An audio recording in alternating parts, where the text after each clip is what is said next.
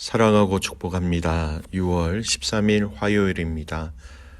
오늘도 우리 주님의 위로하심과 사랑으로 그 주님의 뜻대로 살아가는 복된 가족들이 되시기를 소원합니다. 오늘 말씀은 하나님의 신실하심, 긍휼, 그리고 주권이라는 제목으로 함께 말씀을 나누고자 합니다.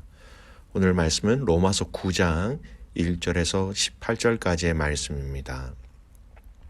말씀을 봉독합니다.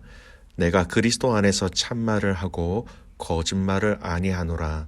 나에게 큰 근심이 있는 것과 마음에 그치지 않는 고통이 있는 것을 내 양심이 성령 안에서 나와 더불어 증언하노니 나의 형제 곧 골육의 친척을 위하여 내 자신이 저주를 받아 그리스도에게 끊어질지라도 원하는 바로다. 그들은 이스라엘 사람이라 그들에게는 양자됨과 영광과 언약들과 율법을 세우신 것과 예배와 약속들이 있고 조상들도 그들의 것이요 육신으로 하면 그리스도가 그들에게서 나셨으니 그는 만물 위에 계셔서 세세의 찬양을 받으실 하나님이시니라. 아멘.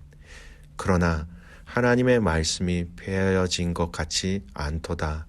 이스라엘에게서 난 그들이 다 이스라엘이 아니요 또한 아브라함의 씨가 다 그의 자녀가 아니라 오직 이삭으로부터 난 자라야 내 씨라 불리리라 하셨으니 곧 육신의 자녀가 하나님의 자녀가 아니요 오직 약속의 자녀가 씨로 여기심을 받느니라. 약속의 말씀은 이것이니 명령 이때에 내가 이르리니 사라에게 아들이 있으리라 하심이라. 그뿐 아니라 또한 리브가가 우리 조상 이삭 한 사람으로 말미암아 임신하였는데 그 자식들이 아직 나지도 아니하고 무슨 선이나 악을 행하지 아니한 때에 택하심을 따라 되는 하나님의 뜻이 행위로 말미암지 않고 오직 부르시는 이로 말미암아 서게 하려 하사 리브가에게 이르시되 큰 자가 어린 자를 섬기리라 하셨나니 기록된 바 내가 야곱은 사랑하고 에서는 미워하였다 하심과 같으니라. 그런즉 우리가 무슨 말을 하리요 하나님께 불의가 있느냐 그럴 수 없느니라. 모세에게 이르시되 내가 긍휼히 여길 자를 긍휼히 여기고 불쌍히 여길 자를 불쌍히 여기리라 하셨으니 그러즉 원하는 자로 말미암음도 아니요 다른 박질을 하는 자로 말미암음도 아니요 오직 긍휼히 여기시는 하나님으로 말미암음이니라. 성경이 바로에게 이르시되 내가 이 일을 위하여 너를 세웠으니 곧 너로 말미암아 내 능력을 보이고 내 이름이 온 땅에 전파되게 하려 함이라 하셨으니 그런즉 하나님께서 하고자 하시는 자를 긍휼히 여기시고 하고자 하시는 자를 완악하게 하시느니라. 아멘. 오늘 말씀 제목은 하나님의 신실하심, 긍휼, 그리고 주권이라는 제목으로 함께 말씀을 나누고자 합니다. 오늘 저희는 로마서 9장 말씀을 읽었습니다. 이 9장 말씀을 좀 잘 이해하기 위해서 여러분 한 가지 로마서의 특징이 9장에서 11장까지는 한 가지 큰 주제로 묶을 수 있고요. 이 묶여진 이 주제를 통하여서 이 9장 말씀을 바라볼 때 더 말씀을 잘 이해할 수 있습니다. 여러분 8장까지의 로마서의 말씀은 여러분 잘 보신 것처럼 이미 묵상하셨지요. 하나님이 주시는 그 의, 예수 그리스도를 믿는 믿음으로 믿음의 의라는 것을 계속해서 강조하였지요. 그리고 바로 이 8장의 마지막 끝자락에 8장 26절에서 39절 말씀에 보면 신약의 성도가 구원을 얻은 것은 하나님의 완전한 구속 섭리에 따른 것이다. 그렇게 고백하면서 그리스도인들은 신실하신 하나님의 확고부동한 사랑에 근거하여 끝까지 최후의 승리를 얻을 수 있음을 확신하면서 감격하고 찬양하고 있는 것이었습니다. 이 8장까지 오면서요. 적어도 구약을 잘 아는 사람들은 다음과 같은 질문을 품을 수 있다라는 겁니다. 사도 바울이 지금까지 믿음의 의에 대해 말해온 것은 하나님께서 이스라엘 백성들을 그러면 버리셨다라는 것인가? 이런 질문을 할 수 있습니다. 유대인들이라면 당연히 이 의무를 품지 않을 수 없다라는 것이죠. 그런데 이 의무는 이방인들에게도 결코 가벼운 의무는 아니었습니다. 여러분, 만약 이 의무에 대한 답이 구약의 이스라엘 백성들을 버리셨다, 그렇게 긍정이라면 하나님은 이스라엘을 버리시고 이방인을 대신 택하셨다라는 건데, 그렇게 되면 크게 두 가지 문제점이 생기게 됩니다. 첫 번째가 뭐냐면 이방인들이 이스라엘에 대한 교만을 품을 요소가 있다라는 것이지요. 너희가 이젠 버려진 존재고 우리 이방인들이 이렇게 얘기할 수 있다라는 겁니다. 두 번째, 더 심각하게는요, 하나님의 신실성에 대한 의무를 품게 하는 요소가 된다라는 겁니다.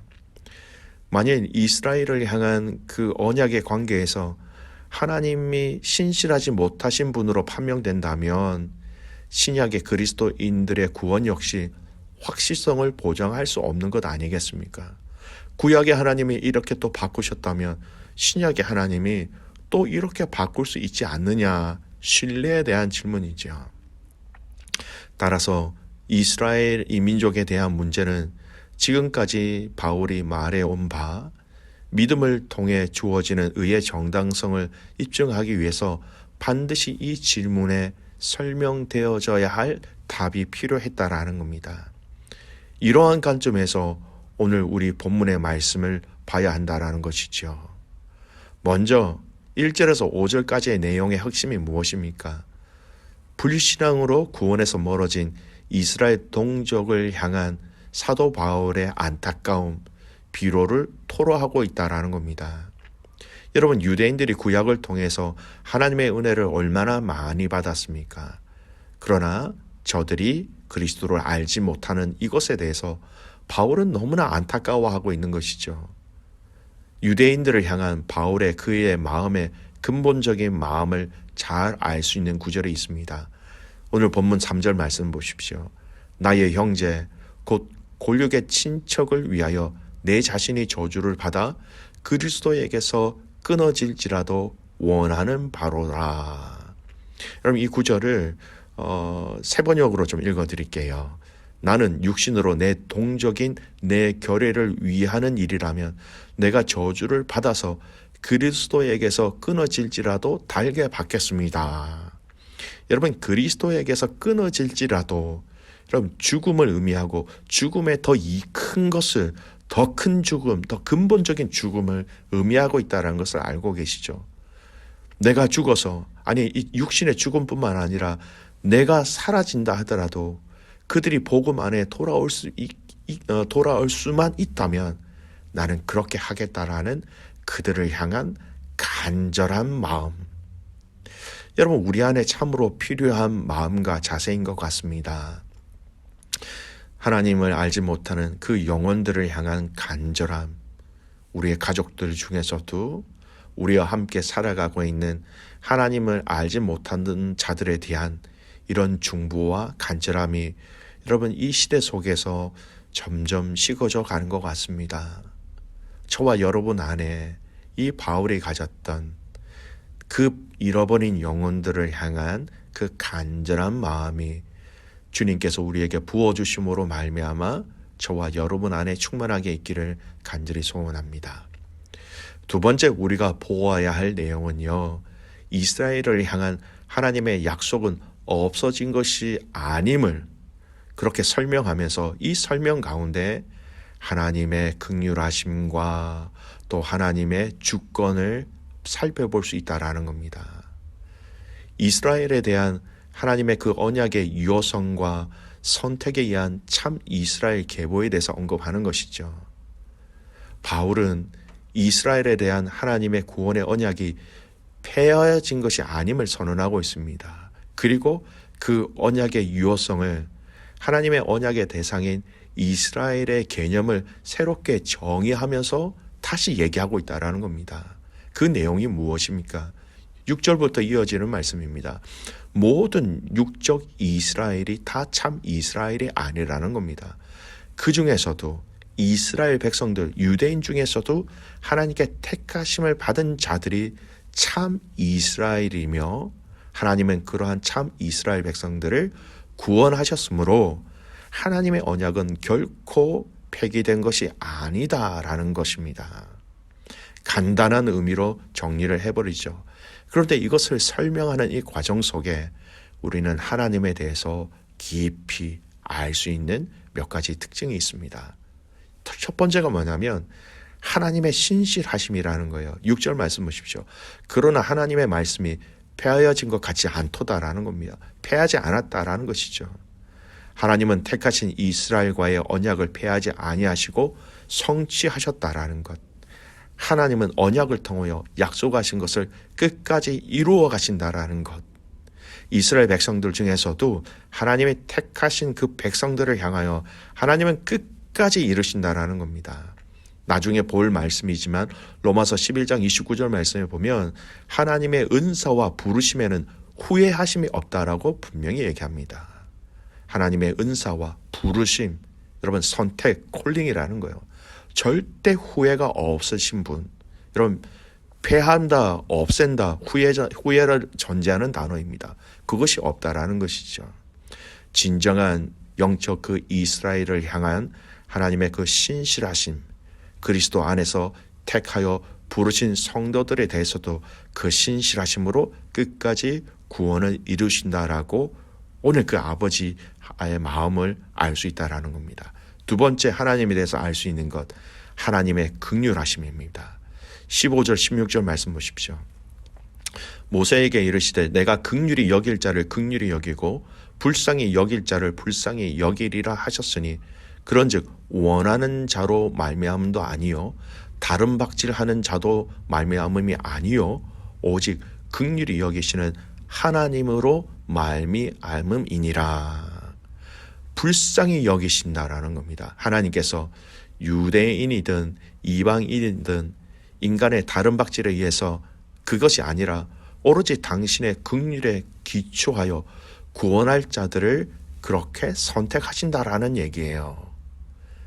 택함을 받아 구원받은 자 중에 어느 누가 자신의 의 때문에 하나님이 자신을 택하여 구원하였노라 그 말을 할 수 없게 하셨다라는 겁니다. 절대 없다라는 겁니다. 하나님의 긍휼하심으로 우리에게 하나님의 의를 부어주셨다라는 것. 여러분 긍휼히 여기신다, 불쌍히 여기신다, 여러분 아무런 조건 없이라는 겁니다. 그래서 아무런 조건 없이 우리에게 하나님의 의를 허락하셨다. 여러분 이 긍휼하심의 은혜가 우리를 구원하셨다라는 것을 기억하시기 바랍니다. 세 번째, 오늘 이 말씀을 설명하는 과정 속에 우리가 분명히 봐야 할 굉장히 중요한 것입니다. 바로 하나님의 절대 주권이라는 겁니다. 이스라엘 중 구원할 자를 택하신 분이 누구냐라는 겁니다. 하나님이시죠. 이방인들 중에서 구원할 자를 택하신 분은 누구냐라는 겁니다. 바로 하나님이란 겁니다. 11절 말씀 보겠습니다. 그 자식들이 아직 나지도 아니하고 무슨 선이나 악을 행하지 아니한 때에 택하심을 따라 되는 하나님의 뜻이 행위로 말미암지 않고 오직 부르시는 이로 말미암아 서게 하려 하사. 여러분 이 말씀은 약속의 씨를 누가 정하셨는가? 그 정하신 분이 하나님이신데 그 정하신 때를 보면 아직 태어나기 이전이었다 이 말을 하고 있는 겁니다. 9절 말씀에 보면 이삭이 태어나기 전에 당신의 주권으로 아들이 태어날 것인데 그 아들을 통하여라고 하나님은 미리 선택하셨다는 거예요. 절대 주권으로. 10절 말씀에 보면 리브가가 에서와 야곱을 낳기 전에 하나님은 뭐라고 말씀하셨습니까? 큰 자가 작은 자를 섬길 것이다 라고 얘기하면서 여러분 형 대신 동생인 야곱 그를 당신이 주권적으로 선택하셨다라고 말씀합니다. 우리를 구원하여 주시는 하나님의 그 구원의 경륜 가운데 우리가 봐야 할 것, 절대 주권이라는 겁니다. 그리고 하나님의 긍휼이다라는 겁니다. 그리고 하나님의 신실하심이다라는 것이죠. 여러분 이 말씀을 우리 삶에 잘 적용해야 합니다. 하나님의 약속의 말씀은 신실하심으로 계속해서 이어지고 있다라는 것, 그리고 하나님이 우리를 의롭게 여기신 것은 하나님의 그 긍휼하심으로 말미암은 것, 우리를 불쌍히 여겨주심으로 말미암은 것, 왜 나를 불쌍히 여겨주셨는가? 왜 나를 선택해 주셨는가? 그것은 하나님의 주권, 하나님의 영역이라는 것입니다. 엄청난 선택을 받은 저와 여러분, 엄청난 긍휼하심의 은혜를 경험하는 저와 여러분, 오늘 이 하루 감사함으로, 기쁨으로, 즐거움으로 주님 앞에 나아가는 구원받은 믿음의 백성으로서의 삶을 살아가는 저와 여러분이 되시기를 주님의 이름으로 축복합니다. 아멘. 기도하겠습니다. 하나님 아버지, 이 로마서의 말씀을 묵상하며 오늘도 주님 앞에 나아가게 하여 주시니 참 감사를 드립니다. 이 로마서 9장 말씀을 통하여서 하나님 백성들을 향한, 잃어버린 유대인들을 향한 그 바울의 그 긍휼, 바울의 그 안타까운 그 마음 우리에게도 허락하셔서 잃어버린 영혼, 연약한 지체들을 향한 주님의 마음이 우리 안에 가득 부어지는 은혜를 우리에게 허락하여 주시옵소서. 또한 하나님 이 9장의 말씀을 통하여서 하나님의 신실하심, 그 약속하신 말씀을 끝까지 지켜나가시는 하나님, 그리고 우리를 구원하여 주시는 그 구원의 가운데 하나님의 긍휼하심이 있다라는 것들, 하나님, 그리고 절대 주권, 그 하나님의 절대 주권으로 나를 선택해 주셨다라는 이 은혜에 오늘도 감사하게 하시고 오늘도 기뻐하며 나아가는 우리의 삶 되게 하여 주시옵소서. 화요일 선교사님들을 위해서 기도하는 날입니다. 하나님 우리에게 은혜를 더하시고 우리에게 능력을 더하시고 우리에게 하나님의 영광을 더하여 주셔서 선교사님을 위해서 기도할 때 전심으로 기도하게 하시고 또 선교사님들의 사역과 현장과 건강과 가정 가운데 하나님의 영광을 허락하여 주시옵소서. 그렇게 행하실 주님을 신뢰하며 살아서 역사하시는 예수 그리스도의 이름으로 감사하며 기도드리옵나이다. 아멘.